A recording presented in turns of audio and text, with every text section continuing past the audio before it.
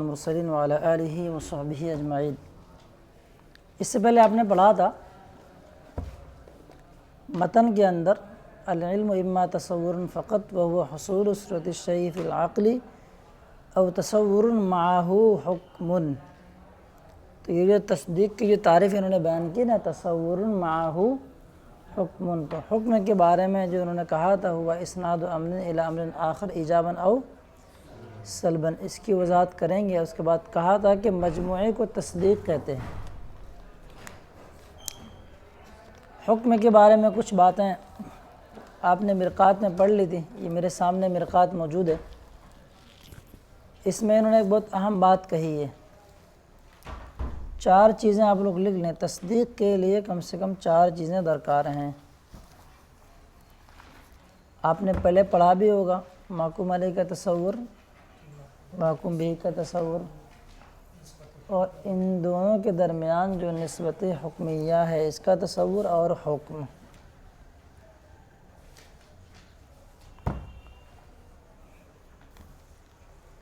محکوم علیہ کا تصور، محکوم بھی کا تصور،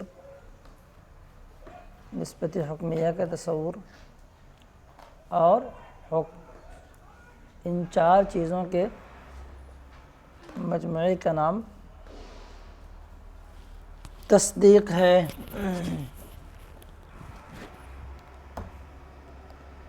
یہاں پہ اسی حکم کے بیان کے تحت متأخرین مناطقہ اور متقدمین کا تذکرہ آئے گا۔ تو متقدمین و متأخرین کے بارے میں یہ والی فیصل والی کتاب کے اندر موجود ہے غالباً۔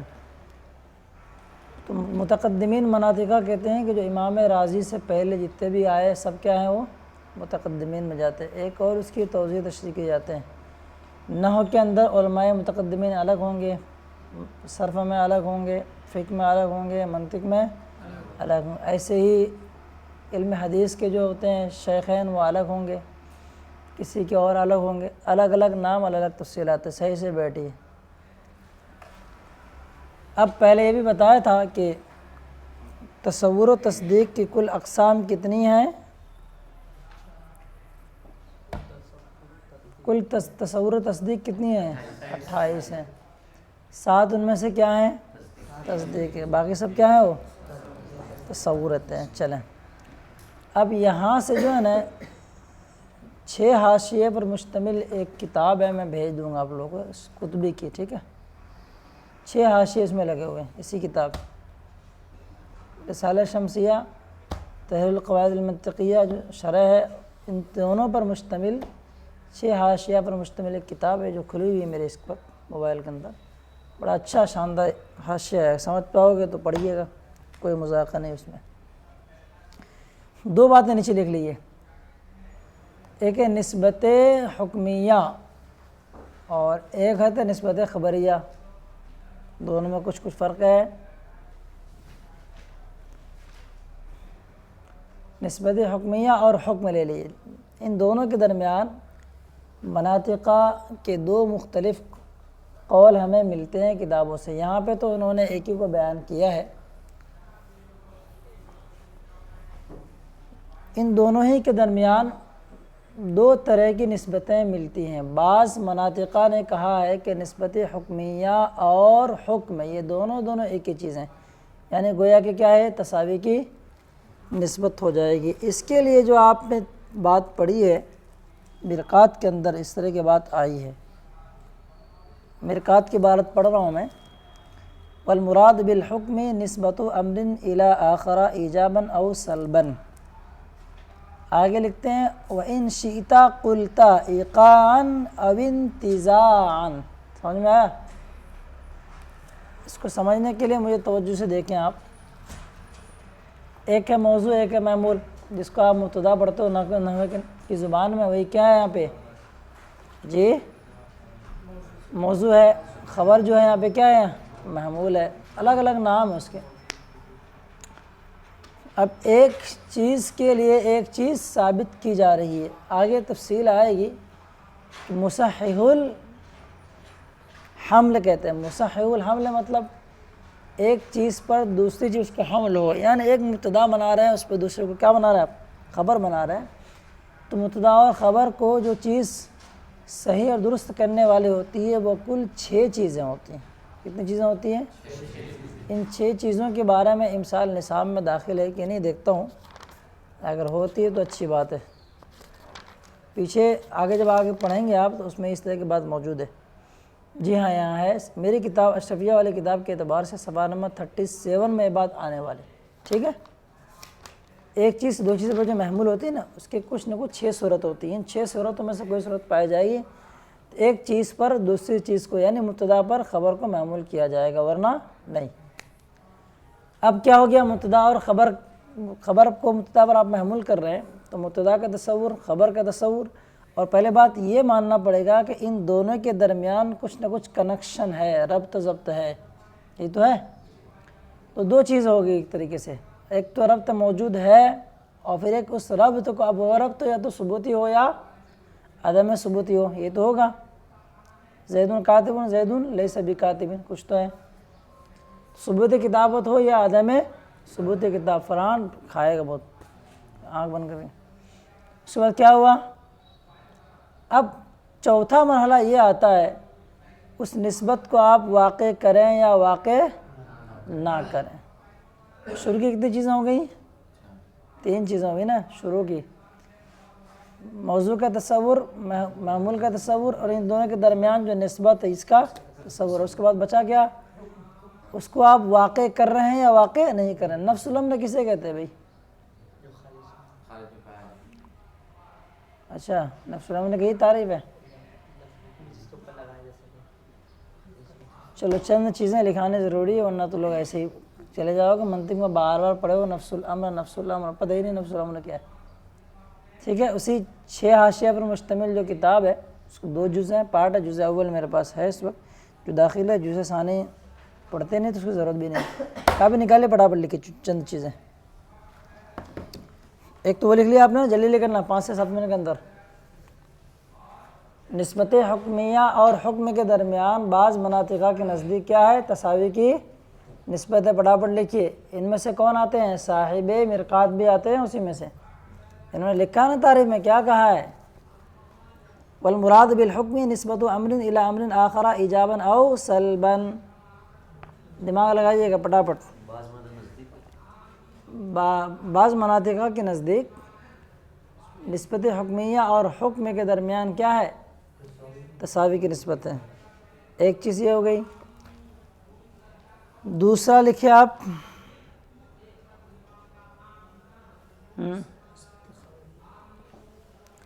اس کے بعد لکھیں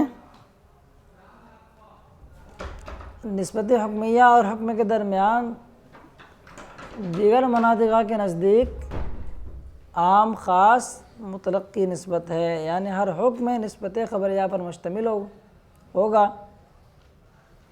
اور ہر نسبت حکمیہ حکم نہیں۔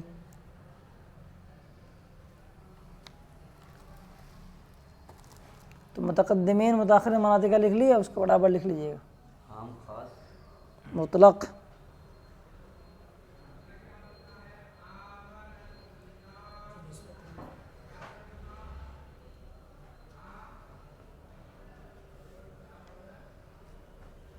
نفس الامر کے بارے میں لکھیں، نفس الامر کہتے ہیں کس کو؟ جلدی لکھیں۔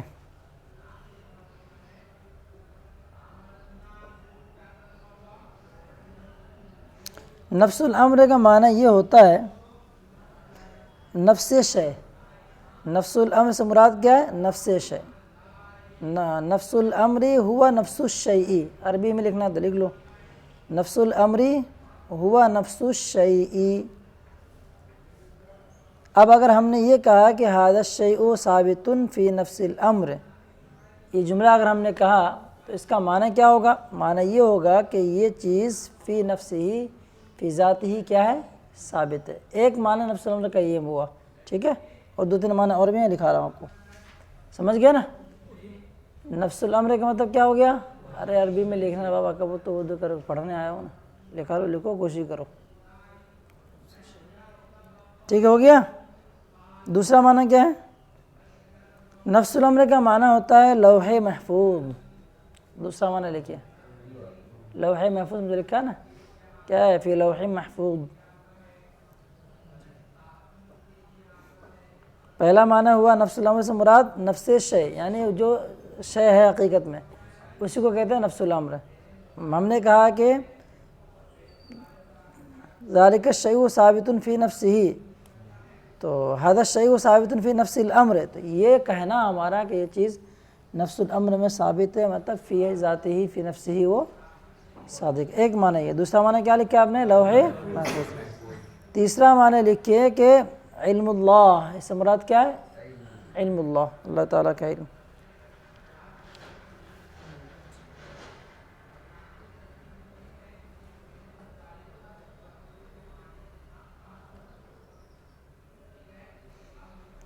چوتھا معنی لکھیے، تین معنی، ٹھیک ہے، تین ہی معنی اس کے اندر موجود ہیں۔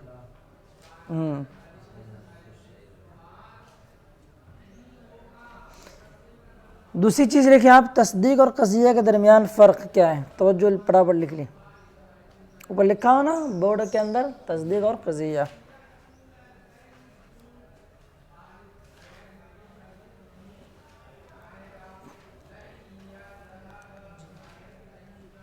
قضیہ معلوم کے قبیل سے، ان القضیۃ من قبیل المعلوم،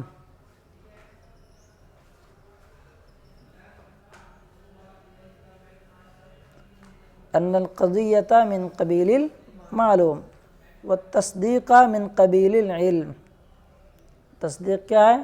علم کے قبیل سے۔ کچھ فرق سمجھ میں آ رہا ہے؟ علم معلوم،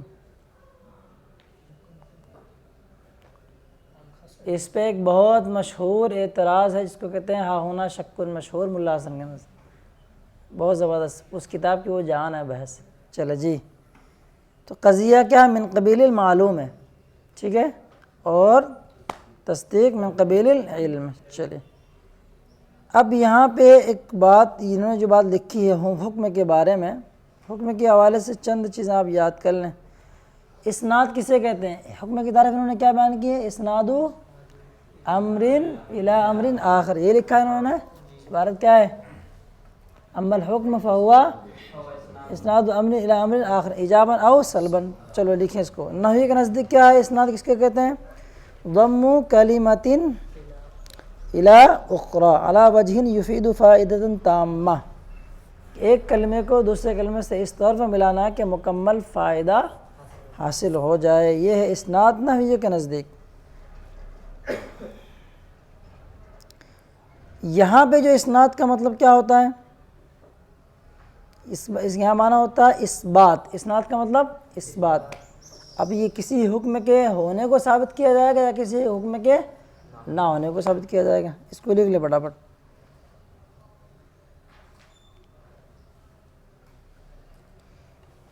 اچھا،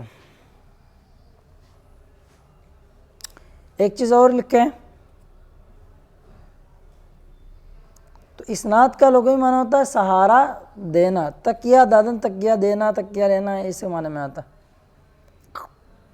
اب اس کی جو نا دو کنڈیشن نکل کے آتی ہے اسناد کے بارے میں، یہاں پہ نے لکھا ہے کہ کبھی کبھار اس کے دو تین معنی بیان کیے جاتے ہیں۔ پہلا معنی کیا ذرا دیکھیں، وہی جو آپ نے پڑھا نا، ضم کلمۃ الی آخر بحیث یفید فائدۃ تامہ، یہ ہو گیا دوسرا معنی لکھا ہے اسناد کا۔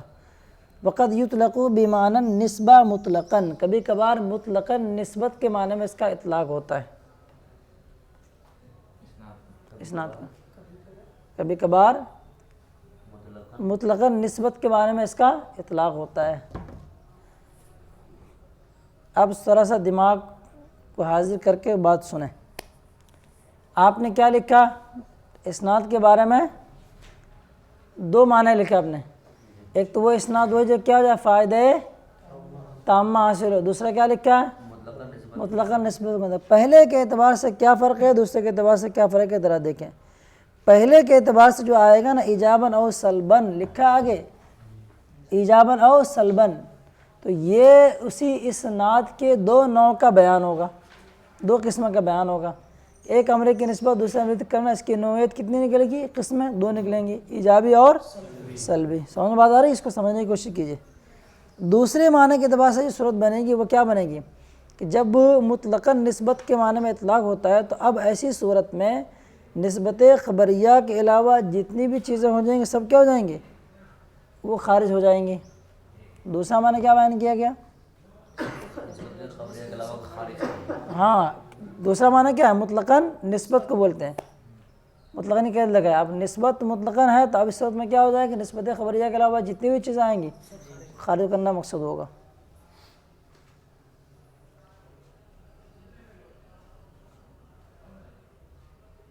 چلیں ایک چیز اور لکھ لیے، موضوع اور محمول کے درمیان آپ نے یہ بحث پڑھی تھی کہ موضوع اور محمول کے درمیان تغیر ذاتی ہونا ضروری ہے، اتحاد مفہوم ہوں گے، وہ نہیں ہے نا؟ چلے وہ کچھ بحث پڑھے ہوگی۔ ہاں، تو موضوع اور محمول کے درمیان کیا ہے؟ تغیر ذاتی ہے، لیکن کیا ہے؟ اتحاد فی المفہوم ہے۔ مفہوم کے اعتبار سے دونوں کیا ہوں گے؟ متحد ہوں گے۔ مثال کے طور سے زید کاتب، کاتب کا مفہوم ذات کے اعتبار سے الگ ہے اور زید کا مفہوم ذات کے اعتبار سے الگ ہے، مطلب ذات کے اعتبار سے آپ دونوں کے دونوں کا ایک مفہوم اتحاد فی المفہوم، یعنی دونوں ایک جگہ فٹ ہو رہے ہیں، منطبق ہو رہے ہیں ایک شے کے اوپر۔ وہ کون ہے؟ زید کی ذات ہے۔ سمجھ میں آ رہی ہے؟ تو ذات کے اعتبار سے موضوع اور محمول میں کیا ہے؟ تغیر ہے، اور مفہوم کے اعتبار سے کیا ہے؟ اتحاد متحد ہے، یاد رکھیے گا۔ چلیں اب یہاں پہ غور کریں، توجہ۔ اب وہ جو بات آئی نا حکم کے بارے میں، توجہ کیجیے، دماغ کھولیں۔ کتابوں میں جہاں بات یہ آئی ہے کہ حکم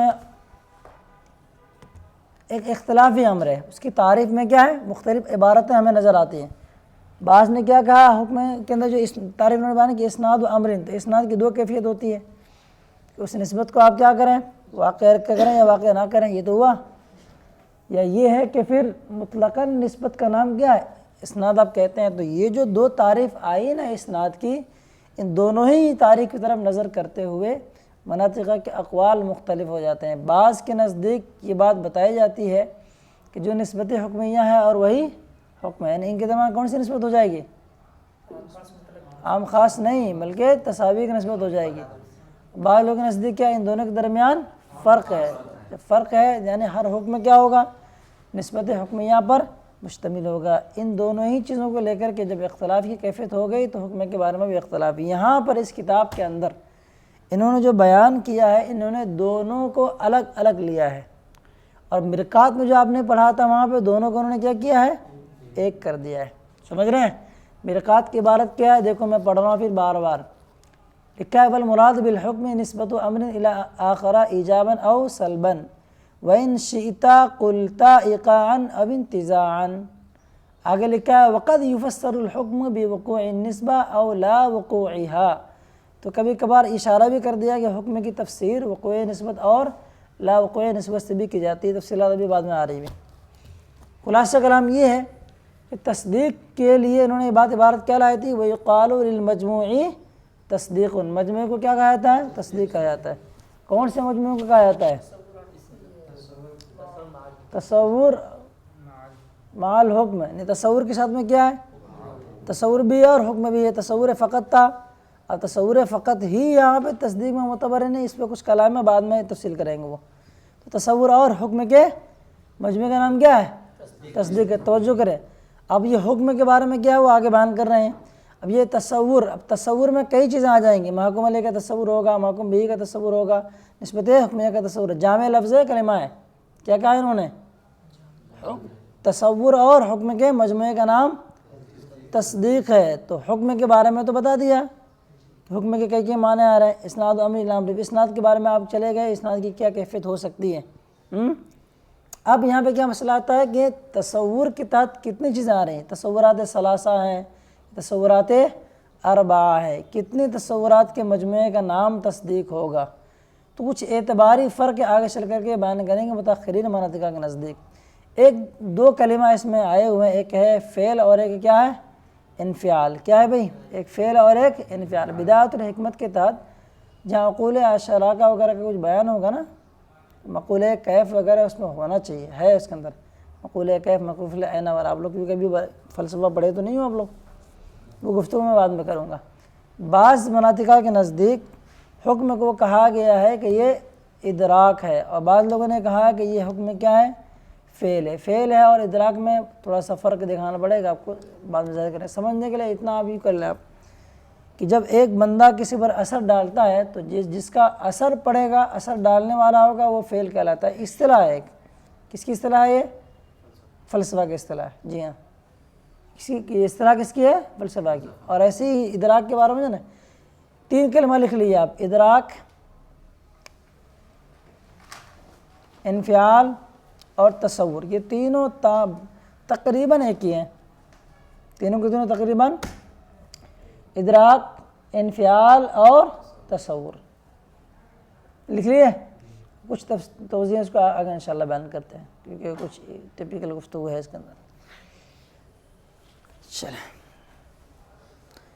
تو اب یہاں مسئلہ کیا ہوتا ہے؟ عبارت آ سکتی ہے وَيُقَالُ لِلْمَجْمُوعِ تَصْدِيقٌ، مجموعے کو تصدیق کہا تھا، اس کی توضیح و تشریح کریں۔ تو مجموعے میں کیا کیا چیزیں آ جائیں گی؟ تصور اور حکم ہے، تصور کیا آ جائیں گا اور حکم ہے۔ غور دماغ لگا کے سوچ کے بول کے مت سوچیے، ٹھیک ہے؟ اب تصور میں کتنے تصورات آئیں گے وہ آپ کو نکالنا رہے گا، اور حکم کے تحت کیا بات آئے گی وہ نکالنا پڑے گا۔ جو میں نے کہا نا، حکم کے بارے میں مناطقہ کے 2 مختلف اقوال ملتے ہیں۔ بعض کے نزدیک کیا ہے، جو نکالتے ہیں تو کچھ لوگوں نے کیا مانا کہ نسبت حکمیہ اور حکم دونوں ایک چیز ہیں، تو ان کے نزدیک تصدیق کتنی چیزوں کے مجموع ہو جائیں گے؟ 3 چیزوں کے مجموع ہو جائیں گے۔ کون کون؟ حکم نے کا تصور، محکوم بھی کا تصور اور حکم، بس ختم ہو گیا۔ تو جن حضرات کا یہ کہنا ہے کہ حکم اور نسبت حکمیہ دونوں کے دونوں ایک ہی ہیں، ان کے درمیان تساوی کے نسبت و تصدیق کتنے صورت بن جائیں گے؟ ان کے اجزاء 3۔ اور جن حضرات نے ان کو فرق کیا ہے نا، یہ الگ الگ کنڈیشن ہے، تو ان کے نزدیک کتنے اجزاء ہوں گے؟ 4۔ ایک اور پتہ کی بات یاد رکھیے گا، پھر وہ حضرات جو مانتے ہیں کہ حکم کے 2 کیا ہے؟ توضیح و تشریح ہے، نسبت حکمیہ ہے اور حکم ہے، تو یہ جو کہنے والے ہیں نا، ان دونوں کے درمیان فرق پیدا کرنے والے ہیں، توجہ یاد رکھیے گا۔ ایک تو وہ حضرات ہیں جو کہتے ہیں کہ حکم اور نسبت حکمیہ کیا ہے؟ دونوں کے دونوں ایک ہی چیز ہیں، تو ان کے نزدیک تصدیق کی 3 ہی صورت بنیں گی، پارٹ اس کے اجزاء بنیں گے۔ اور جو یہ کہتے ہیں کہ نہیں یہ دونوں الگ الگ چیزیں ہیں، کون؟ نسبت حکمیہ الگ اور حکم، ان کے یہاں 4 تو بنیں گے۔ پھر یہ جو دونوں مختلف قول کرنے والے ہیں حکم کے بارے میں، ان میں پھر 2 گروہ ہو جاتا ہے۔ وہ گروہ کیا ہے؟ متقدمین کا ایک، متاخرین کا۔ ان میں سے ایک کا کہنا یہ ہے کہ حکم فعل ہے، دوسرے کا کہنا کیا ہے؟ انفعال ہے، یا اس کو کہہ رہے ہیں آپ ادراک ہے، یا پھر آپ وہ تصور ہے۔ تو یہ جو کہنے والے ہیں حکم کے 2 معنی کی طرف بیان کرنے والے ہیں، ان کے نزدیک تصدیق کے اجزاء تو 4 ہی ہوں گے، البتہ نام لینے اور نہ لینے کے اعتبار سے تھوڑا سا فرق ہو جائے گا۔ کچھ کے نزدیک مکمل چاروں ہو کے چاروں کیا ہو جائیں گے؟ تصورات ہوں گے، ان کا مجموعہ مل کر کے تصدیق ہوگا۔ اور کچھ کے نزدیک کیا ہو جائیں گے؟ 3 تصورات ہوں گے، چوتھا کیا ہوگا؟ حکم ہوگا۔ بات سمجھ آ رہی؟ کل ملا کے بات یہ نکل کے آ رہی ہے کہ حکم کو لے کر کے اس کی توضیح و تشریح میں متقدمین یہ مناطقہ کے نزدیک اختلاف ہے۔ بعض کے نزدیک تساوی ہے، جن کے نزدیک تساوی ہے کیا نکل کے آئے گا؟ تصدیق کے 3 ہی نکل کے آئیں گے۔ جن کے نزدیک دونوں کے معنی میں کیا ہے؟ الگ الگ ہیں، تو نزدیک تصدیق کے اجزاء 4 ہوں گے۔ لیکن پھر ان میں 2 گروہ ہو جاتا ہے، کچھ کہتے ہیں کہ حکم فعل ہے، کچھ کہتے ہیں حکم انفعال ہے۔ تو جو لوگ فعل کہتے ہیں ان کے نزدیک بھی 4 ہی ہوں گے، جو لوگ فعل نہیں کہتے ہیں، انفعال کہتے ہیں، ان کے نزدیک بھی 4 ہی ہوں گے۔ البتہ نام کا تھوڑا کیا ہوگا؟ فرق ہوگا، یعنی اعتباری فرق ہوگا، اجزاء اتنے ہی نکل کر کے آئیں گے۔ اور ایک تھوڑا سا فرق بعد میں ذکر کریں گے، امام راضی کے قول اور حکمہ کے مذہب کے مطابق تصدیق کے درمیان فرق کیا ہے ان دونوں کے قول کے مطابق، تو وہ بعد میں بات آنے والی۔ اتنی بات سمجھ گئے؟ اب چلے بات پڑھیے۔ بسم اللہ الرحمن الرحیم۔ اما الحکم برائے تفصیل فهو اسناد امر الى امر آخر ایجابا او سلبا، ایک امر کی نسبت دوسرے امر کی طرف کرنا ہے، ایجابی ہو یا سلبی ہو۔ میں نے پہلے بتایا تھا کہ یہ حکم کے 2 معنی انہوں نے بیان کیے۔ ایک معنی کیا ہے؟ وہی جو نحوی والا معنی، اگر وہ معنی لیں گے تو اس اعتبار سے ایجاباً اور سلباً کیا ہو جائیں گے؟ اس حکم کی، یعنی اسناد کی جب بات بتا رہے، اس کی 2 نوعیت کو بیان کرنا ہوگا۔ اسناد ہے، ایک امر کی نسبت دوسرے کی نسبت کرے، زید قائم، اسناد ہے کون ہے؟ ایجابی ہے۔ تو اس اسناد کی دو قسمیں نکل کے آئیں گی، ایک ایجابی اور ایک سلبی۔ تو ایجاباً و سلباً سے کیا اشارہ ہو جائے گا؟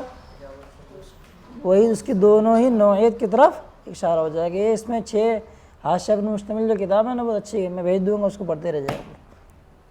چلو اب ایجاب کسے کہتے ہیں؟ ممتحن امتحان میں پوچھ سکتا ہے ایجاب، تو وہ ایقاع النسبہ، ایجاب کہتے ہیں نسبت کو نسبت کے واقع کرنے کو، والسلب انتزاعها، اور سلب کہتے ہیں نسبت کے اٹھا دینے کو، رفع کر دینے کو۔ جیسا مثال کیا ہے، زید قائم، زید کیا ہے، مثال سے کچھ سمجھانے جا رہے ہیں۔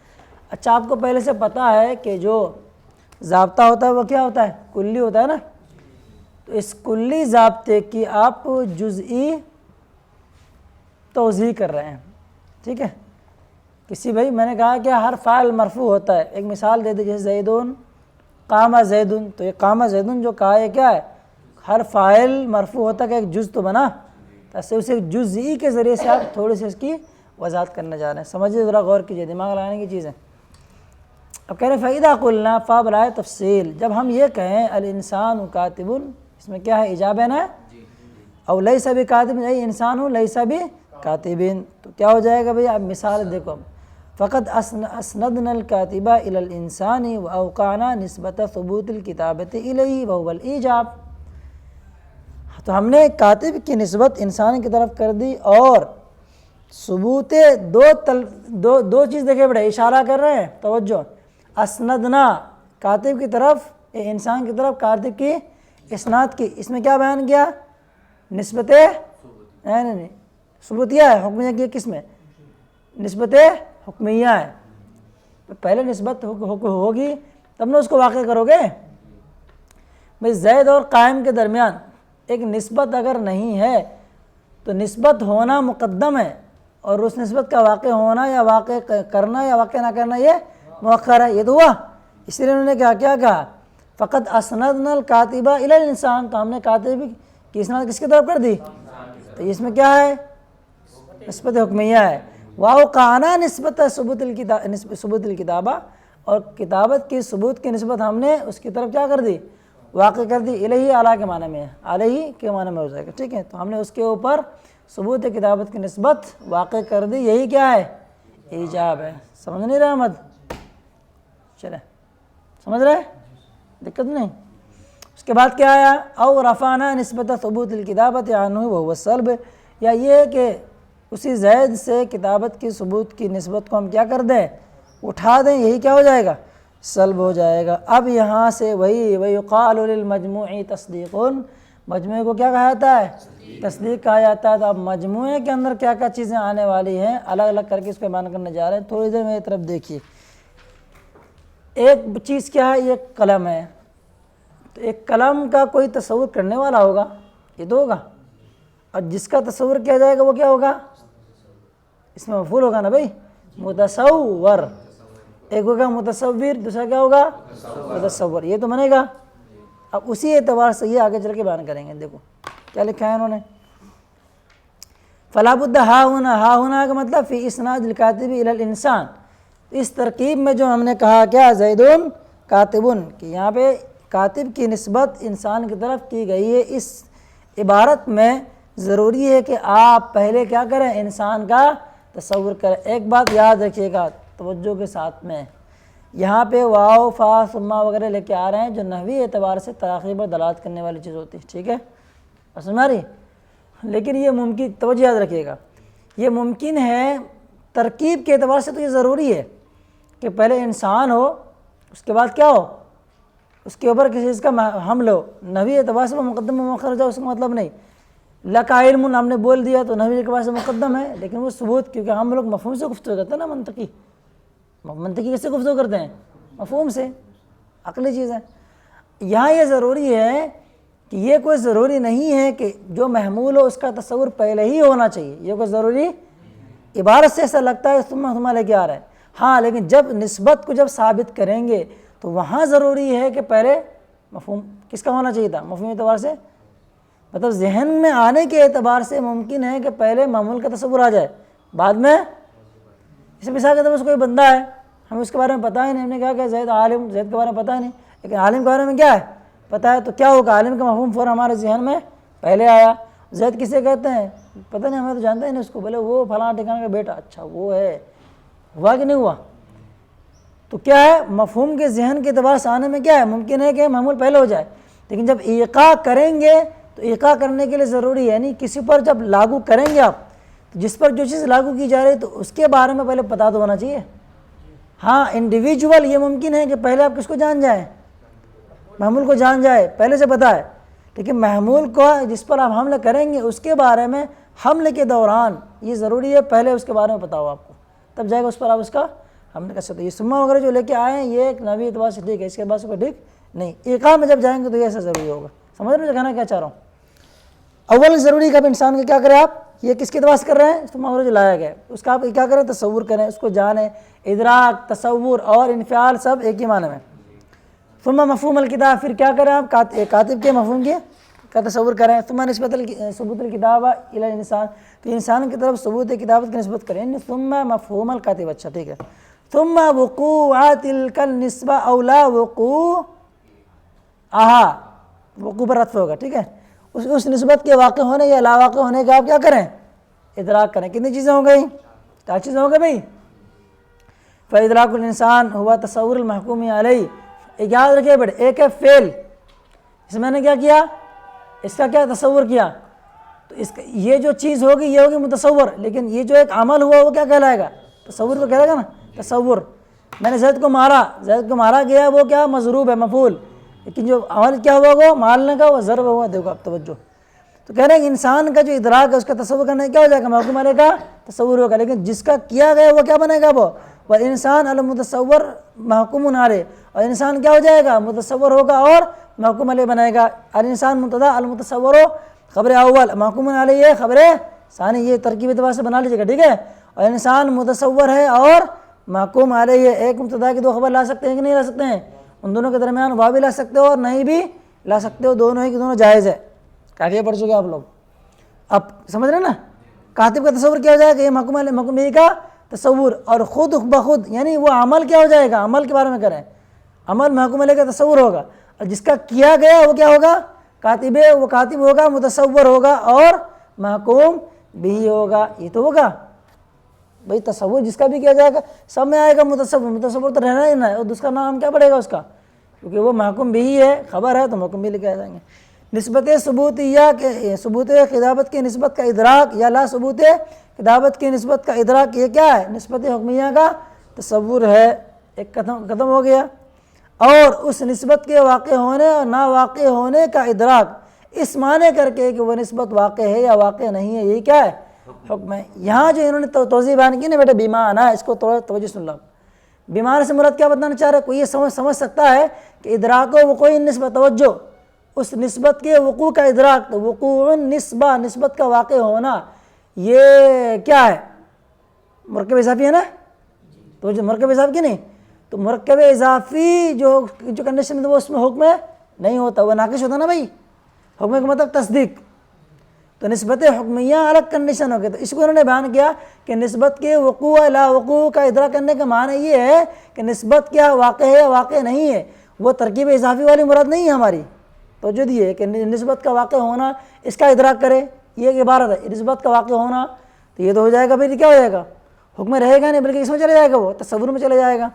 تو وقوع نسبت بترکیب اضافی اگرچہ موجود ہے عبارت کے اندر، اس کی توضیح انہوں نے کیا کی، اس سے مراد کیا ہے کہ وہ نسبت واقع ہے یا واقع نہیں، یہ معنی اس کا مراد ہے، مضاف مضاف کی ترکیب مراد نہیں ہے، اور اس کا نام کیا ہے بھیا، حکم ہے۔ اب نیچے ایک عبارت یہ انہوں نے بیان کی ہے کہ حکم اور نسبت حکمیہ کے درمیان کیا فرق ہے، یہ اور کچھ باتیں انشاءاللہ کل پڑھتے ہیں۔ صلی اللہ علیہ الحبیب صلی اللہ علیہ وسلم، سمجھ میں بات آ رہی ہے؟ مشاہدہ احمد جی